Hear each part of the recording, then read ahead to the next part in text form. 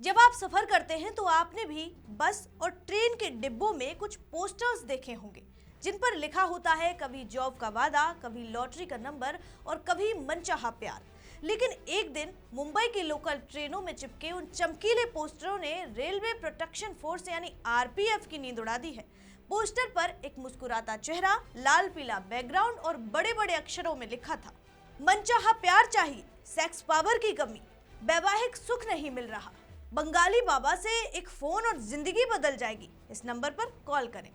लाखों यात्रियों की आंखें हर रोज उस पर ठहरती, कोई हंसता, कोई गुस्सा होता, कोई चुपके से नंबर नोट कर लेता। लेकिन जिस बाबा ने ये पोस्टर लगाए, जिस पोस्टर पर मुसीबतों से छुटकारे का वादा था, अब वही मुसीबतों में फंस जाएगा, ये उसने भी नहीं सोचा होगा। आखिर क्या हुआ ऐसा कि बाबा खुद निशाने पर आया?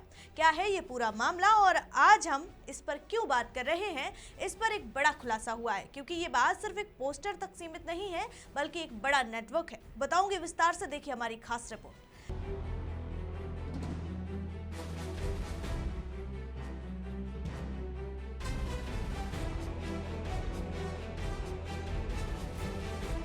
नमस्कार, मैं हूं आराधना नामदेव, आप देख रहे हैं वीके न्यूज।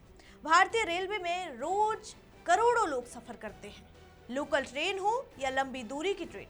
हर डिब्बे में अलग अलग कहानियां चलती रहती हैं, लेकिन कुछ सालों से यात्रियों की नजर एक चीज पर बार बार पड़ती थी।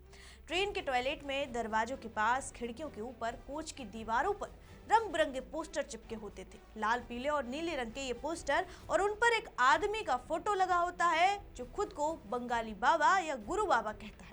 पोस्टर पर बड़े अक्षरों में लिखा होता है, मनचाहा प्यार चाहिए, कोई लड़की या लड़का पसंद है लेकिन बात नहीं बन रही, शादी में सुख नहीं मिल रहा, 100% गारंटी के साथ समाधान। नीचे एक मोबाइल नंबर लिखा होता था और लोगों से तुरंत संपर्क करने की अपील की जाती है।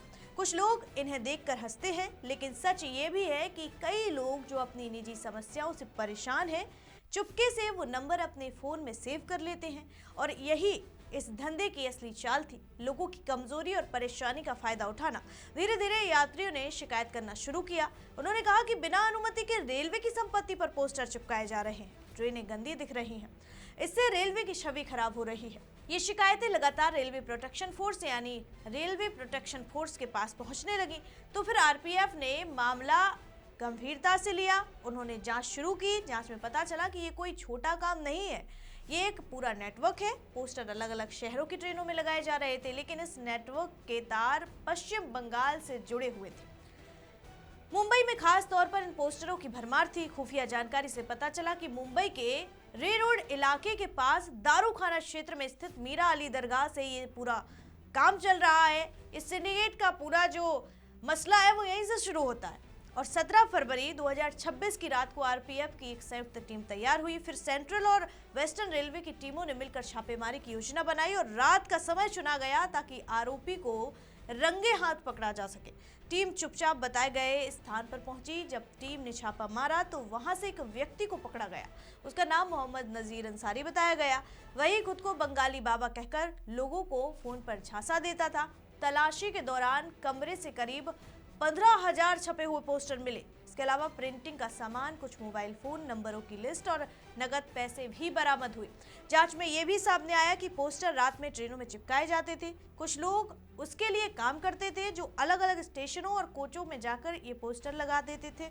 फिर जो भी परेशान व्यक्ति फोन करता, उससे पहले भरोसा जीतने की कोशिश होती थी। पूजा पाठ, तंत्र मंत्र और दवा के नाम पर उनसे पैसे ऐंठे जाते थे। कई बार लोगों से हजारों रुपए ऐंठ लिए जाते थे। आरपीएफ ने तुरंत आरोपी को गिरफ्तार कर लिया। उसके खिलाफ रेलवे एक्ट के तहत मामला दर्ज किया गया। आरोप यह है कि उसने बिना अनुमति के रेलवे की संपत्ति पर विज्ञापन लगाया, सरकारी संपत्ति को नुकसान पहुंचाया और लोगों को ठगने की कोशिश की। आगे इस पूरे मामले पर और भी जांच चल रही है ताकि ये पता लगाया जा सके कि इस काम में और कौन कौन शामिल था और कितने लोगों को ठगा गया है। जिंदगी की समस्याओं का हल किसी चमकीले पोस्टर या फर्जी बाबा के फोन नंबर में नहीं होता। ऐसी कई खबरें हम देखते हैं और फिर कई बार मुसीबत में भी फंसते हैं।